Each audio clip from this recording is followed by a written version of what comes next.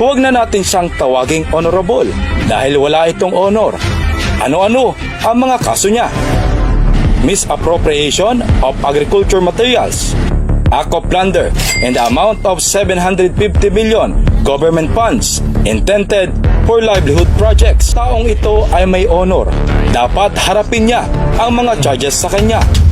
Na isa itong political prosecution ang nangyayari at tiniyak niyang lalaban sila by the book or sa legal at makatarungang paraan, mga kabataan. Bawasan ng baon hanggang matuto. This is an objection at the same time since the chair has ruled. Sobra na ang laki ng ibinaba ng budget ng opisina ng Office of the Vice President. Budget of the OVP has been deducted 2 times already in 2024 and 2025, and another reduction in 2026 with really, I would say, cripple the office. Only 2/3 of the original budget has been Dadagan ang Balita News Update. Dadagan Alright, welcome back mga kabataan. Magandang buhay. Nagbabalik ko tayo dito sa ating munting bahay. Danagan Balita Reaction Video News Update. So grabe ho yung mga kaganapan ngayon mga kabataan sa ating bansa dahil nga po kagahapon po ay talagang napakalakas ho yung lindol 7.6 na kung saan po ay parang nandyan yata ang pinaka-epicenter sa karagatan ho ng Mati, Davao Oriental, mga kabalitaan. At ito rin pong ipapakita ho natin yung pagmamalabis na ho ng kamera dahil malaki hong tinapyas na budget ho dito ni VP Sara Duterte sa kanyang opisina, ang Office of the Vice President. At hindi ho ito kinampihan at pumabor ang apila ni Congressman Ungab na huwag naman sanang lakihan yung pagkaltas o pagtapyas sa budget ng Office of the Vice President. Ika nga, pinagkakaisahan ho dito si Congressman Ungab sa mga buhaya dyan sa Kamara Kabalitaan. Marami tayong pag-uusapan ngayon at meron na hong bagong presidente kung saan inimpeach ho ng Kamara. Mamaya ho, antabayanan nyo po, ipapakita ho natin sa inyo mga kabalitaan. At tuloy na ho yung pagtitipon-tipon dyan sa labas ho, ng Malacanang ngayong Oktubre 12, Nobyembre 30, mga kabalitaan.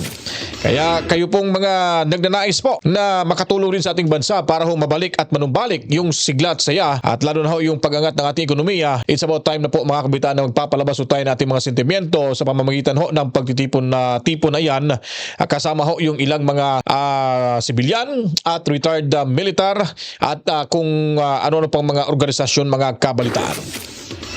Bago tayo tutungo sa ating paksaw ngayon, ipapakita muna natin dito si JJ Suarez, mga kabalitaan. Kikilalanin ho natin itong si JJ Suarez dahil nakita lang ho natin to sa social media. Kung may katotohanan, nako, nakakatakot pala itong damulag na ito, mga kabalitaan.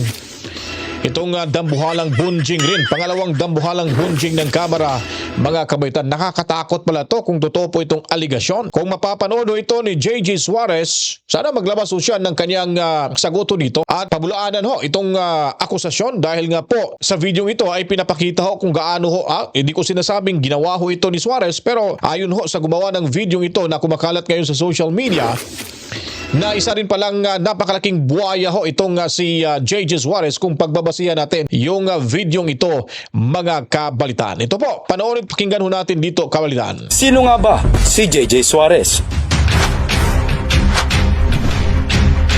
Sa dami ng kasong kinasasangkutan nito, huwag na natin siyang tawaging honorable dahil wala itong honor.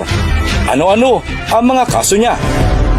Misappropriation of agriculture materials, act of plunder, and the amount of 750 million government funds intended for livelihood projects, plunder in the amount of 62,730,000 para sana sa sahod ng mga manggagawa ng Tugon Program. Mainit si JJ Suarez kay Pastor Kibuloy. Isa ito sa nanggigipit sa butihing pastor. Sa ano kayang dahilan? Pera. May bayad ang panggigipit? Kung ang taong ito ay may honor, dapat harapin niya ang mga charges sa kanya. Correct. Sa reklamo, si Suarez ay nagkamal na mga halagang di umano'y para sa pagbabayad ng sahod ng mga manggagawang na-recruit bilang mga benepisyaryo ng Tugon Program na umabot sa 62,730,000 at ang halagang 750 milyon mula sa iba't ibang departamento at mga pondo ng probinsya na inilaan para sa tulong sa mga individual na nasa krisis na sitwasyon.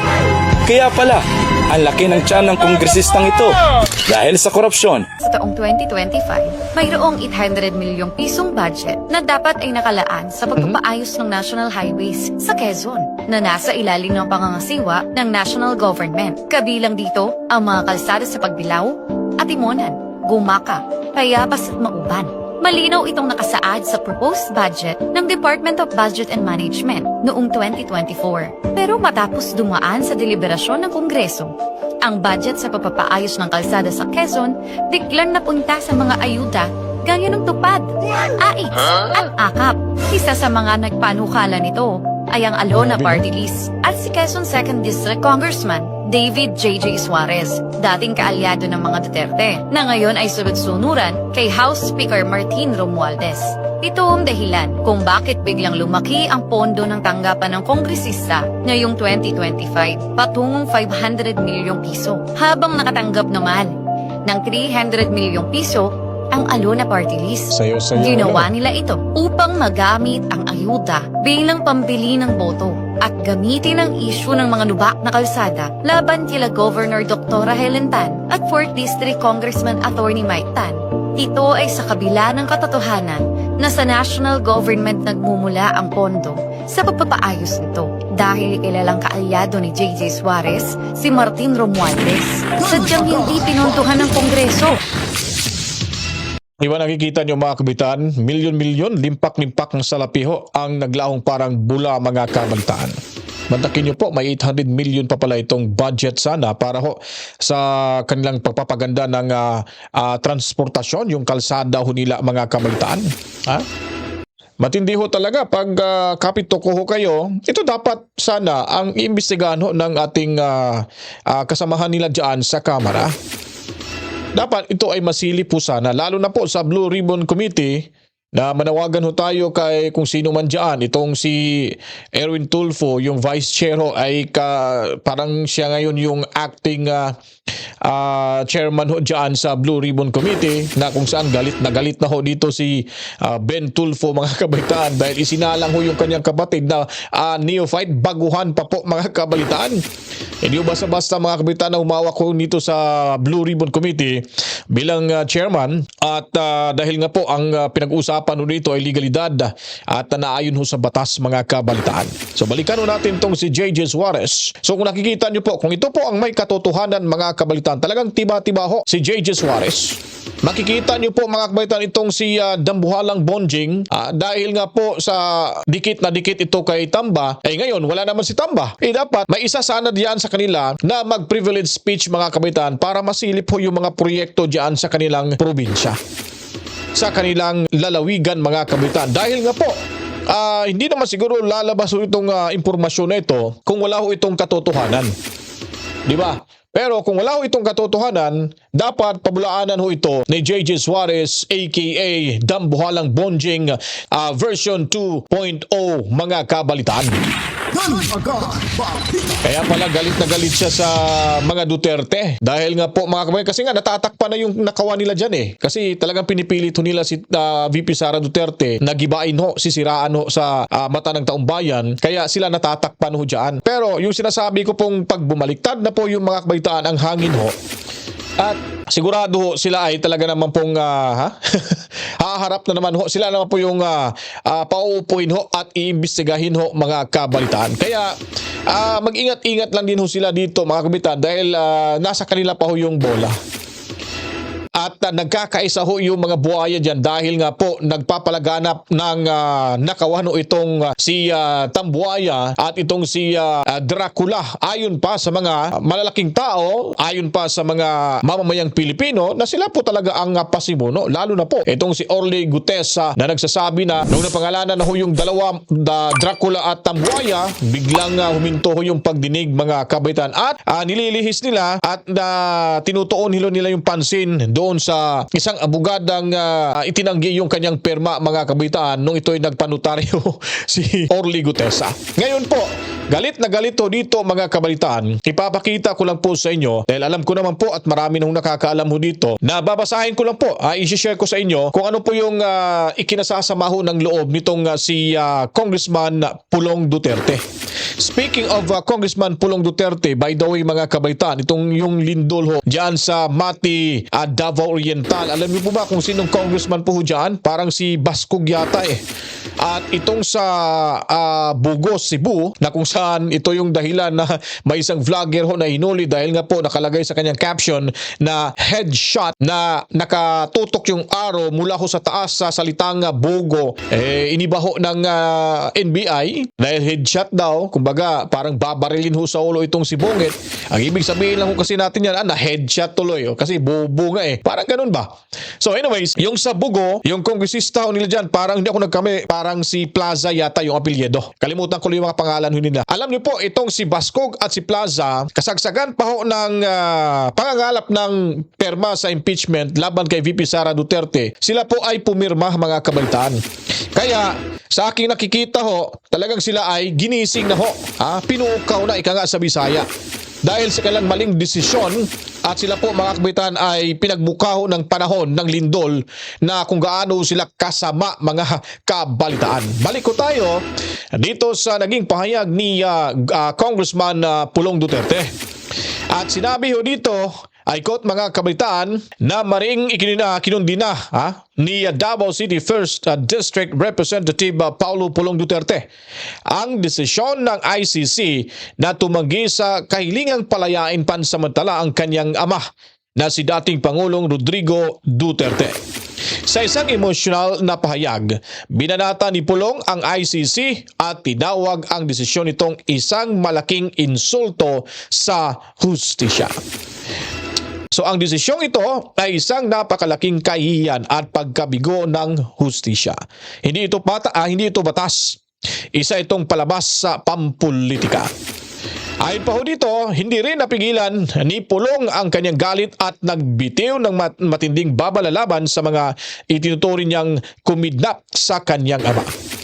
So sabi niya mga kabaitan, itong mga kidnappers daw sa kanyang ama, to all kidnappers of my father, I will make sure that you will pay for this crime that you have committed. So sa lahat ng mga kumidnap daw sa kanyang ama, na sinisiguro niya na magbabayad o pagbabayaran nila yung krimeng ginawa ho nila dito mga kabalitaan. So ito'y malaking babalaho ito ni Congressman Pulong Duterte. Dahil nga po, nagkakaroon ho tayo ng maliwanag na may darating hong hindi nating inaasahan mga kabalitaan laban ho dito sa administrasyong ito. So galit na galit ho mga kabaitaan at ayon pa ni Pulong Duterte na malinaw na isa itong political prosecution ang nangyayari at tiniyak niyang lalaban sila by the book or sa legal at makatarungang paraan mga kabaitaan. So hindi na ho nagpatimpi-timpi ho dito si Congressman Pulong Duterte. Naging palaban na ho dahil sa naging para kumbaga sa tingin ko po ay na-influensyahan ho itong ICC sa naging desisyon ho dito dahil una ho pumunta doon si sino ba yun? Si Trililing. Pero hindi ko pala panood at nakita ito lang yung kumakalat kung pumunta ho ito si Trililing. Malamang ho meron ho ito naman sigurong bit-bit na isang maitim na bag. Biglang sulpot tapos pumunta ng ICC baka may dala tong bag para ho papaburan ho sila dito sa prosecutors mga kabalitan. Hindi ko naman sinabi na yun po pero baka may nangyayaring ganun ho mga kabalitan. Pasensya na po, medyo malikot lang ho yung isipan ho natin nga sa mga oras nito mga kabalitan. Ngayon po, Si Pulong Duterte, hindi niya kayang ipagpikit balikat lang ho itong mga pangyayari ngayon. Kaya nagsalita ho siya dito. At sino pang hindi masasaktan mga kabaitan? Yung kanyang ama ay 82 anyos na po. Sa sarili ko po talagang masakit ho yun. Unang-una ho magastos doon. Ano pa, yung fare ticket mo pa lang, back and forth mga kabaitan. May nagstay ka pa sa isang kumbaga hotel or ewan ko lang kung saan sila nagstay, baka sa mga kaibigan lang. And then, yung bayad pa ng abogado. Napakamahal ho mga kabaitan. Sino bang hindi ho mag-aalboroto sa galit kung ang magiging desisyon ay ganun din ho mga kabaitan na hindi ho pumapabor ho sa kanila. Kaya nagmamalabis na ho talaga itong gobyernong ito. Anyways, naniniwala naman ho tayo na ang lahat ay may hangganan. Kaya itong hangganan na ito mga kabalitaan, nakikita na ho natin, ito po yung sinasabi natin na medyo malinaw na ho na papalapit na ho yung hangganan ang pagmamalabis ho ng administrasyong ito. Dahil una ay kumampi na ho ang panahon sa mga pangyayari sa kanilang mga ginagawang pamumulitika ho sa kanilang kalaban sa politika. Kaya maghintay-hintay ho tayo dahil sigurado na makakatikim ho talaga sila ng isang hagupit ho, hagupit ng hindi ho nila talaga ito makakalimutan at bibit-bitin ho nila ito hanggang sa kanilang libingan mga kabalitaan. Ngayon po, dito naman ho tayo, itong pagmamalabis rin ng kamera, lalo na ho itong si Laila de Limaw, dahil nakikita natin na ito'y paghihiganti ho talaga to sa mga Duterte dahil una-una ho sa panahon ni Tatay Digong, siya po talaga mga kabaitan ay nakulong ng mga habang panahon. Nagpapasalamat siya kay Bungit dahil daw siya ay nakalabas, so ibig sabihin nun ay tinulungan ho siya ni Bungit mga kabalitaan. So ngayon po, malaking panginginsulto ho ang naging pahayag dito ni Laila de Limaw. Mantakin niyo po mga kabalitaan, hindi na ho nila ginalang yung ating Vice Presidente mga kabalitaan. Gusto ho nila talaga na papuntahin ho doon sa kamara. Ba't hindi ho nila magawa yan kay Bongit mga kabalitaan? Of course, itong si Bongit talagang protektado na rin ito ng mga makakaliwa. Kasi nga, nakipag-alyansa na ho ito. Na lalo na ho yung Gabriela, pumasok na ho mga kabalitaan. Lalo na ho mga kabalitaan itong si Laila de Limaw na sa pagpapasalamat nito kay Bungit, ay sigurado hong si Bungit ang tumulong para makalabas ho ito sa kulungan. At ito po ang kanilang agenda na pagtutulungan ho itong si VP Sara Duterte. Diyan ho sila nagkakamali mga kabaitan. Lalo na iniluklok ho nila itong si Bonjing Rimulya na bilang newly appointed ombudsman mga kabalitaan. Pero sa tingin ko, hindi ho nila talaga kaya ang mga Duterte. Lalo na si Sara Duterte, matatag ho yun. Pusong agila ho yun mga kabalitaan. Hindi ho yan kumikibo, pero yung mata ho nun, yung talas ng isipan ho nun mga kabalitaan ay hindi ho nila abot yan mga kabalitaan. Kaya hintay-hintay lang ho tayo sa risbak ho ni VP Sara Duterte. Talagang manlalaki ho yung kanilang mga mata dyan mga kabalitaan. Pakinggan muna natin at panoorin ang balita mula sa UNTV News and Rescue. Formal nang inaprubahan sa plenaryo ng Kamara ang panukalang bawasan ng pondo ng tanggapan ni Vice President Sara Duterte. Mula sa 902 million pesos, gagawin na lang itong 733 million pesos. Ginawa ito sa period of amendments nang mag-resume ang sesyon sa plenaryo ng Kamara ngayong hapon. Formal na inihain ni House Deputy Minority Leader at ML Party List Representative Laila de Lima ang motion sa plenaryo ng Kamara at sinuportahan ito ng mayorya ng House members. Congress holds the purse. Okay, so putulin ho natin dyan at panoorin ho natin yung buong pagdinig ho sa pondo ho ng Office of the Vice President para sa 2026 nga kung saan po ay inapurbahan na ng Kamara matapos itong tinapyasan ho nila dito mga kabaitan. Ito kawawa ho itong si Congressman Ungab at siya po rito ay talagang nag-object ho siya dito sa pagtapyas sa budget ngunit hindi ho niya kaya ho ito dahil karamihan dyan sa mga kaharap niya ay kaalyado pa rin ho ni Tambuaya at mga mukhang pera pa rin yung mga hinampak dyan mga kabaitan. Sana yung Kamara na lang yung lilindulin para bagsak lahat mga kabaitan para mabura na ho yung Kamara mga kabaitan. Anyways, balik ko tayo dito kay Congressman Ungab. This is an objection at the same time since the chair has ruled an appeal to the decision of the chair. Budget of the OVP has been deducted 2 times already in 2024 and 2025, and another reduction in 2026 with really I would say, cripple the office. Only 2/3 of the original budget has been left. So I move to, I would like to appeal the decision of the chair. Mr. Speaker. Majority Leader, Thank you, Madam Speaker. Madam Sponsor. please proceed. Honorable Laila De Lima. Thank you. I propose an amendment to the budget of the Office of the President, of the Vice President. I said, sorry po.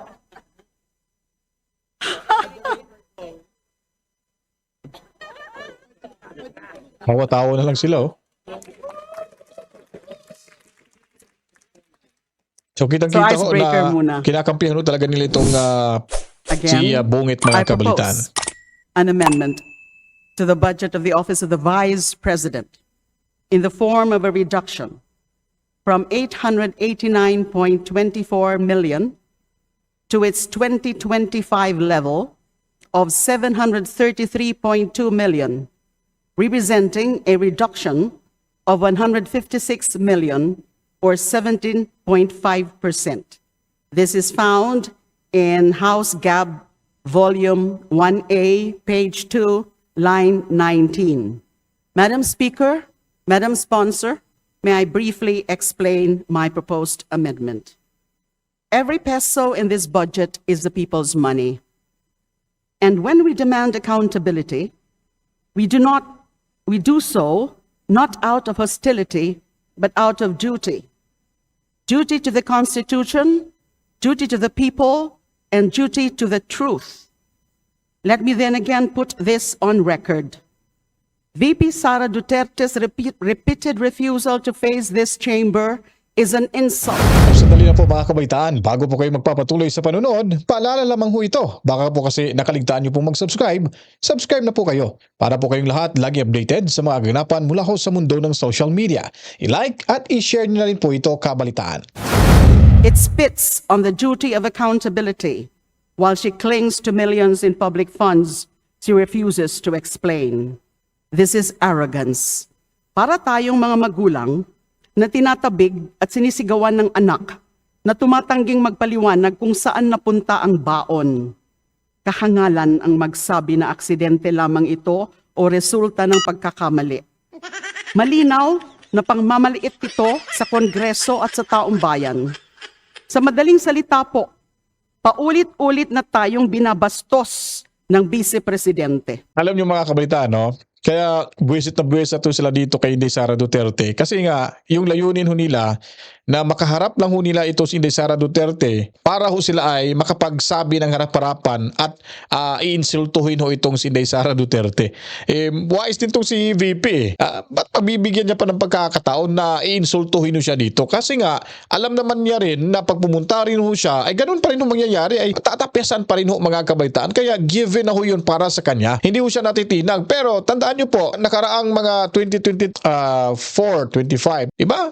Nakakatulong pa rin ho siya sa ating mga kababayang hikahus, mga kabalitaan. Ngayon pa kaya na ito ay pinaghandaan na talaga ni VP Sara Duterte at tanggap niya na ho ito pag tinatapyasan dahil nga po natuto na rin ho ito sa mga nagdaang taon na kung saan po ay biglaan ho itong hindi ho nabigyan ng confidential funds at medyo matindi ho yung kanilang adjustments at pagpapaliwanag sa mga taong umaasa ho sa OVP na mga tulong. Ngayon pa kaya na nalagpasan niya ho panggigipit ng mga buayang tungwisista dyan mga kabalitaan. Si Inday Sara hindi ho talaga haharap sa mga ganitong klaseng mga animal na mga individual mga kabalitaan dahil wala naman ho talagang patutunguhan ho ito eh. Debate lang at awayan lang at insultuhan lang ho mga kabalitaan. Kaya sila ngayon inis na inis kahit ano na lang ho mga sinasabi ho nila dito laban kay VP Sara Duterte kasi nga hindi ho sila nanaigo sa kanilang mga binabalak na pagtutulungan ho nila si Inday Sara pag oras ho siya ay pumunta ho dyan mga kabalitaan. Congress holds the purse,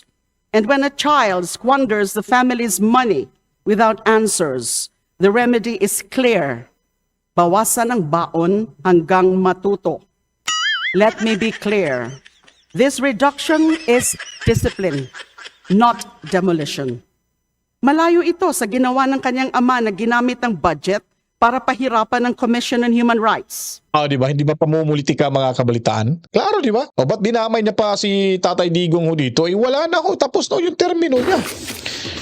At kung kayo po ay nagdududa na walang ginawa ho at winawaldas ni Tatay Digong yung budget niya, or kung meron mang confi fund si Tatay Digong, hindi nyo ba nakikita yung nagdaang pandemic ng mga ilang taon? Kawawa nga si Tatay Digong sa panahon niya, sa oras niya, dahil nga po ay walang ka-budget ho talaga, kasi hindi naman ho napasama sa budget yung pagkalat ho ng pandemya sa buong mundo. O ano bang ginawa ni Tatay Digong Duterte? Di ba? Ganun ho yung klaseng leader na may pagmamahal ho talaga sa inang bayan. Pagmamahal sa kanyang mga pinagsisilbihang mamamayan, mga kabaitaan. Hindi ho ito nagnakaw ng pera nung ito ay naging presidente pa. Nakikita ho natin dito na tuloy ang kanyang build projects, mga kabaitaan, para mas mabilis pang umangat yung ating ekonomiya, mga kabaitaan. Siguro kung hindi nag-pandemic, napapakinabangan sana natin ito, mga kabaitaan. Kaso, naabutan ho ng pandemic. Ngayon, may mga projects naman ho na nagawa si Tatay Digong, yung mga tulay at iba pang mga tulong, mga kabaitaan, yung sa OFW na hospital at kung ano-ano pa. So sasabihin nyo, corrupt si Tatay Digong Duterte. Ginagamit sa hindi maganda yung pera dahil nga ay marami siyang pinapatay gamit ang pera ng taxpayers. Yun po ay kabaluktutan ho ng kanilang pag-iisip dahil po sa kanilang layunin na utak bundok, mga kabaitaan. Dahil hindi ho nila kaya ang nagawa hong kabutihan at pagsilbi ni Tatay Digong Duterte sa bayan na napamahal na ho ng karamihang Pilipino, mga kabalitaan. So ito po, malaking kalukuhan at kahunghangan ho ang mga pinagsasabi dito ni Bilibid Queen Laila de Limao, mga kabalitaan. A constitutional body created to defend the powerless. What we do here is different. We call out entitlement. We confront arrogance. We demand respect. Public money is not a toy. Hindi Kung gusto niya daw ng respect, paano ka ba re-respetuhin? Sa panahon ni Tatay Digong, hindi ka nga karespe-respeto, hindi mo nga nirespeto si Tatay Digong, iyong anak pa kaya. Kung gusto mo ng respetuhan, sisimulan nyo dyan sa kamera. Huwag nyong pag-initan si Inday Sara Duterte. Kasi alam na ho yung mga galawan nyo dyan para panahimik, mabura ang mga Duterte sa larangan ng politika sa ating bansa. Kahit anong gagawin nyo po, tapyasan ng budget, hindi problema ni Inday Sara. Wais kami mga Bisaya. Marunong ho kami. Dahil ang aming dalawang paa, mga kabaitaan, ay lagi hong nakaapak sa lupa. Hindi gaya nyo pag may pera ho, talagang hindi nyo na iniisip yung naghihirap nating mga kababayan. ito pabuya na pinamimigay sa mga imbentong tao na may imbentong pangalan sa mga imbentong project. You know? It is a trust. And until the Vice President learns Tingnan nyo po, imbento lahat daw. So, meaning to say, hinuhusgahan na ho na talaga itong si Inday Sara Duterte na base ho sa mga tanim witness, ebidensya. So, ganyan ho talaga mag-isip yung mga utak talangka dyan sa kamera. respect, this House must act as the parent that disciplines a brat. Alam ko po that this move will generate varied reactions. It might even be exploited by certain camps to elicit sympathy for VP Sara. Diyan naman sila magaling kadramahan. Pero hindi pwedeng mangibabaw ang drama sa kung ano ang tama, sa kung ano ang makatwiran, at sa kung ano ang nararapat sa pagtatanggol sa dignidad ng institusyong ito at ng proseso ng pambansang budget. So, Madam Speaker, Madam Sponsor, I respectfully but firmly propose the reduction of the budget of the Office of the President, Vice President, from 889.24 million to its 2025 level of 733.2 million. I so move. Maraming salamat po. Yung mga sinasabi ho dito ni Laila de Limao, mga kabaitan, alam niyo po, sila lang po ang tinatamaan ho dito. Ang lakas ho nilang pumuna, ang lakas ho nilang mag-disrespect sa ating Vice Presidente na sila mismo sa kanilang mga sarili ay wala nga nang napatunayan sa kanilang lugar. Kung sino pa yung gumagawa at nagtatabaho ng gusto at nagpapalago ho sa ekonomiya ng kanilang nasasakupang lugar, siya pa ngayon ang binubuli ho dyan sa kamera. May resibo ho si Inday Sara Duterte. Kung iniisip po nila na gagamitin sa hindi maganda yung budget ng Office of the Vice President, sila ay nagkakamali ho dyan. At marami hong saksi ng mga kababayan nating Pilipino kahit hindi ho taga Davao, mga kabalitaan. Nakapunta ako ng Davao City, napakaganda yung kanilang airport.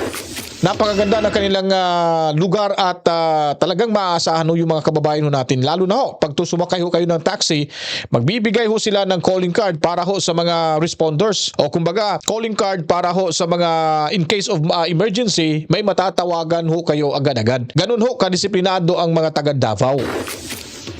Kaya sa kanilang mga pinagsasabi ho ng nasasakupang lugar ni VP Sara Duterte nung siya ay mayor pa lang, makikita ho natin na tiba-tiba ho sa resibo itong si VP Sara Duterte sa paggasta ho ng kanilang budget na makikita natin yung kanilang lugar mismo ay para bagang pang world class ho yung kanilang syudad. Sa sobrang inggit, kahit ano-ano lang pinagsasabi ng mga hinampak na ito na wala namang kwenta, kung tatakbo to ng kongresista ho sa kanilang distrito, mga kabitan si Dilimaw, sigurado hindi mananalo to.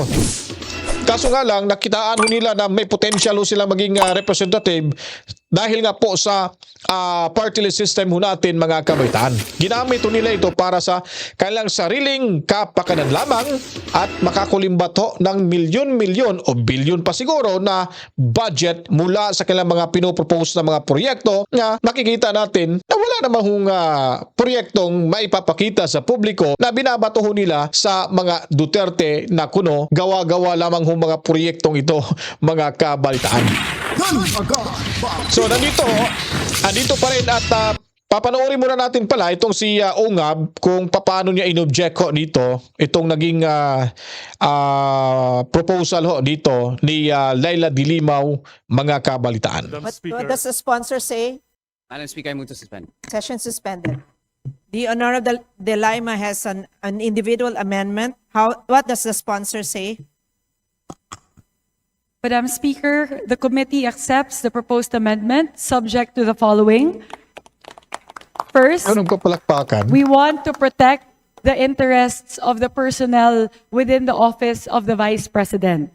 So Pastig given nito that the current proposal of the office of the Vice President reflects the salary increases of the said personnel in compliance with the salary standardization law, we will ensure that the personnel services will reflect that for the benefit of the employees of the Office of the Vice President. And second, we will also ensure that the final budget of the Office of the Vice President will be sufficient for the office to be able to perform its mandate. Sisiguraduhin po natin na hindi po maapektuhan ang pagganap ng Office of the Vice President sa tungkulin ng opisina sa kanilang budget para sa taong 2026. Salamat po. Hindi naman talaga po maapektuhan. Kasi, Majority Leader, what does the House say? I'm sorry. Sorry. Madam Speaker, I move to accept the proposed amendment. There's a motion to approve the proposed amendment. Is there any objection? The chair hears none. The motion is approved. Okay. Madam Speaker, Majority Leader. I move to recognize the Honorable Ungab. The Honorable Sid This Ungab is is recognized. Madam Speaker, thank you, Mr. Majority Leader. Thank you to the sponsoring. Guys, pansinin nyo si Garin ho dyan. Play muna Chairman. natin to. This is an objection at the same time since the chair has ruled an appeal to the decision of the chair. Majority Leader. Not to decrease further. May napansin ako dito sa tabi ni Kong Ungam. Ba't may dyan? May e-cigarette dyan sa loob ng kamera. Pwede pala yun. Wala na kapuna dito, mga kabataan. Pwede kaya yun? Dapat magiging ihimplo sila natin, mga kabataan, kasi may mga nanonood. Ito parang may sinisinghot. Ewan ko lang, baka ito yung yung vape yata. Ituloy nga natin to. The budget of the Office of the Vice President. Sobra na ang laki ng ibinaba ng budget ng opisina ng Office of the Vice President. Despite the drastic reductions for Madam Speaker, Majority Leader. may we request that the Honorable Ungab stick to the motion to appeal the ruling of the sponsor rather than have an explanation. Yes, for- Madam Speaker. The budget of the OVP has been deducted 2 times already in 2024 and 2025, and another reduction in 2026 with really, I would say, cripple the office. Only 2/3 of the original budget has been left. So I move to, I would like to appeal the decision of the chair, Mr. Speaker. Majority Leader. Madam Speaker, Guys, pansinin niyo si Garin dyan. Balisaw siya eh. Parang gusto niyang diktahan dito si Charis Pimpingco, mga kabalitaan. Dahil nga po, ewan ko lang kung ano bang gusto niyang ipaiwating dito. Charis Pimpingco talaga, no? Tingnan niyo po yung reaction dito ni Garin. Parang may gusto siyang sabihin na nagtuturo siya dito na ganito, ganon. There being an appeal. Parang pag may maririnig ho kayong may appeal, may mag-object. Ito, tingnan yung reaction ni dito, Garin. Talagang umiipal rin siya eh. Kinakampihan ho talaga nila itong administrasyong ito. Oh, tingnan mo, si Garin. Di ba? Parang gusto niya pang diktahan niya. Parang may gusto siyang sasabihin. Gusto niyang umipal dyan, mga kabalitaan eh. At tingnan mo yung itsura ni Garin dito, mga kabalitaan. Parang, tingnan niyo yung dalawa ha. Yung katabi niya sa kabila, yung itong mataba na ito. Simple lang, nakatingin lang, parang nakikinig. Itong si Garin, parang napapakitang gilas eh. Parang gusto niyang pagsasabihan, gusto niyang kausapin itong si Charis Pimpingco na itong gagawin. Ito, parang balisaw siya, mga kabalitaan. Madam Speaker, there is an appeal to the ruling of the chair to reject the proposed amendment. I now move to divide the House. For the information of the body, an aye vote sustains the appeal and the nay vote defeats it. The majority kindly solicits a nay vote. All those in favor to the appeal say aye. Aye. All those against say nay. Nay. The nays have it, the appeal is lost. Majority Leader. Madam Speaker, moving on, I move. Wala lang chichiburiche. O sige, Talagang lutong Macau na talaga to. Kahit anong gagawin dyan ni Congressman Ungab, mga kabitan, wala na talaga magagawa yan eh. Kasi may kukos na yan sila dyan. Sasabihin nila yan, meeting tayo. Pag-usapan natin yan. Pag si Ungab sigurado hong mag-o-object ko yan sa ating mag-a-appeal ko yan. Alam na natin. Ito na lang i-recognize na natin yan si Ungab para wala ho siyang masabi, mga kabitan. At ito namang si Garin ho. Tingnan niyo po, talagang kontrabida talaga to sa buhay ni VP Sara Duterte din, mga kabitan eh. Sana maimbestigahan yung dingwak siya. Kasi nga, parang na-dismiss yung kaso dito, mga kabaitan, at ang dami hong namamatay na mga kabataan. Ngayon, pumasok sa politika para maproteksyonan ho siya dito sa interparliamentary courtesy, mga kabaitan. Para sa kahit anong magiging investigasyon ho, mananatili ho siyang malaya, mga kabalitaan. Ano ba yung sistema ng gobyerno ho natin? Yung batas ho natin, hindi ko maintindihan eh. Yung mga interparliamentary courtesy, yung mga ganon, di ba gusto natin ng una, kapayapaan. Pangalawa ho, totoong serbisyo sa ating bayan. At ang pangatlo ho, ay ililigtas yung ating saligang batas sa mga masasamang politiko. Nagnanaisong sirain yung ating bansa. Ang ibig ko pong sabihin, masisira ho yung ating bansa, mga kabitan, dahil nga po sa mga pinanggagawa ng mga kurakot na mga tunglisistang ito, mga kabalitaan. Nagugulan ako sa batas ho natin. Yung ordinaryong tao, pag nagkakasala ho, huli agad. Tingnan nyo po yung vlogger na yon na nakalagay lang ho sa ulo yung parang natapat yung Bugo City sa ulo ho ni Bungit, tapos nilagyan ng caption na headshot. Minamasamahaw na ng NBI. Yung NBI nagpapa-epal din, mga kabalitaan. Kinasuhan. Pero sa tingin ko parang sinayang na nila yung oras dito eh. Hindi naman makukulong yung tao. Una, vlogger yung Bisaya yon. May iba't iba ho tayong meaning or kahulugan. Bugo kasi, pagbigkas ho nun, bugo. Tapos yung ibang parang sa Cebu yata, bugo. Parang ganon. So bugo, Cebu. Bugo means bobo. Ob. Yun. Kaya na-headshot siya dahil nakita at tumapat yung salitang bobo sa ulo ho ni Bongit, mga kabaitan. Kaya na-headshot. Yun po yung ibig sabihin ho nun. Nako. Pero speaking of presidente, tinanggal na ho yung presidente, mga kabaitan, at may bagong presidente na ho dito, mga kabaitan, na si Peruvian President Dina Boluarte. Pinatalsik ho ng Kamara at na-impeach ho ito, mga kabaitan. Sana mangyayari din ho ito sa ating bansa. Ang tanong, kailan ba? Nasa kamay ho nating mamamayang Pilipino nakasalalay ang tanong na ito, ang sagot sa tanong na ito, mga kabitaan, sa nagiging desisyon ho dito ng Peruvian government ng nasa Kamara, ay pinagtibay ho nila dito, mga kabitaan, na patalsikin na itong presidenteng si Dina Boluarte, mga kabitaan. Sinibak na sa pwesto si Peruvian President Dina Boluarte matapos ang unanimous vote ng Kongreso sa pamamagitan ng mabilisang impeachment process. Sa kanyang pahayag mula sa Presidential Palace, kinilala ni Boluarte na ang parehong kongresong tumanggap sa kanya taong 2022 ay siya ring nagpatalsik sa kanya ngayon.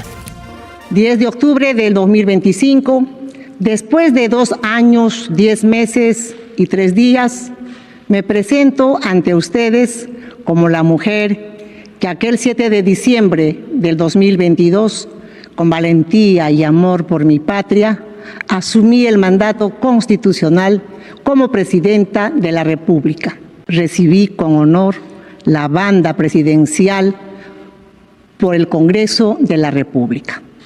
El mismo Congreso que el día de hoy aprobó la vacancia presidencial, con las implicancias que esto tiene para la estabilidad de la democracia en nuestro país. Hindi siya dumalo sa huling pagdinig kung saan ipinatawag siya para ipagtanggol ang kanyang sarili laban sa mga alegasyong kumita umano siya ng iligal habang nasa pwesto at may kinalaman sa marahas na crackdown ng mga protesta. Matapos ang boto, agad na nanumpa bilang bagong Pangulo ang Congress Chief na si Jose Heri. La promesa de comenzar a construir, sentar las bases de un país que permita justamente, con empatía, que permita justamente. Ngayon po mga kabataan, may bagong Peruvian na president na ho. At sana Pilipinas, pagkagising natin bukas makalawa ay magkakaroon ho rin tayo bagong presidente mga kabataan. Mantakin niyo po mula ho sa saan nga ba yung sa Nepal, no? Nepal yata yun, no? At sa Indonesia, 'di ba? Nagkakagulo din Pilipinas, din itong lugar na ito. So, talagang panahon ho ngayon mga kabitaan para ho sa pagpapatalsik ng mga kawatang politiko at lalo na hong sinasabing aligasyong bangag na presidente ng ating bansa. Napapanahon na ho na sila ay kaharap nito ang malaking destabilisasyon mga kabalitaan. Ay nako, buhay ho. Ang hirap talaga. Mahirap po talaga mga kabataan pag may namumuno ho sa ating lugar na hindi iniisip talaga yung kanyang mga konstituente. Ang importante sa kanila, makapagnakaw lang ho. Tingnan niyo po si Saldico, papasyal-pasyal lang ho dyan sa Spain yata yon. Nung pinicturan mga kabitan, nakagano, no? Takot na takot ho siya. Tapos may bodyguard pang puti. Ganun ho katindi ang bataso natin. Pero pag malilito yung mga nagnakaw, wala na, kulong agad. Kakasuhan agad mga kabataan.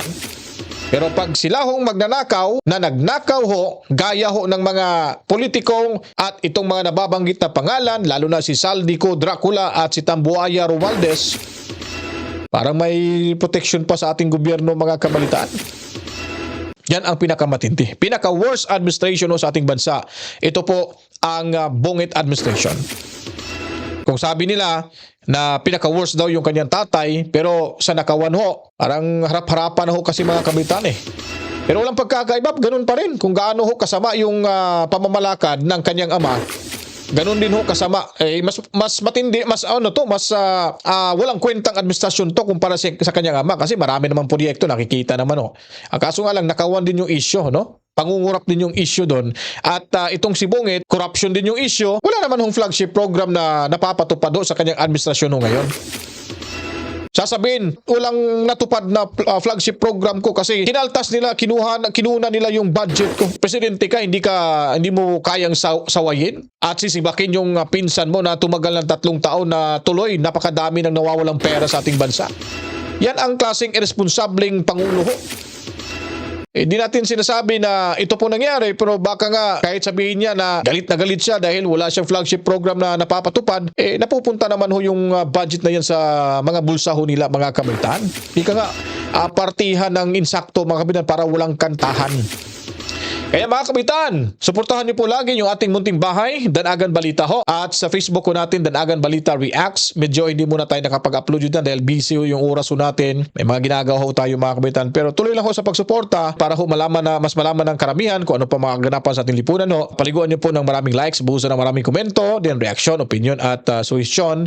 At para mas maganda, i-share niyo na rin po ito mga kabantaan. Kaya ako po magbabalik sa darating na mga oras para ho sa panibagong balitaan at totoo komprehensibong mga impormasyon na ilalahad natin dito sa ating munting bahay na nakuha natin sa loob ng 24 oras mula ho sa mundo ng social media. Ako magpapaalam na po. Maraming salamat ho sa inyong lahat. To God be the glory. Mwah, chip chip. Peace out. Danagan Balita.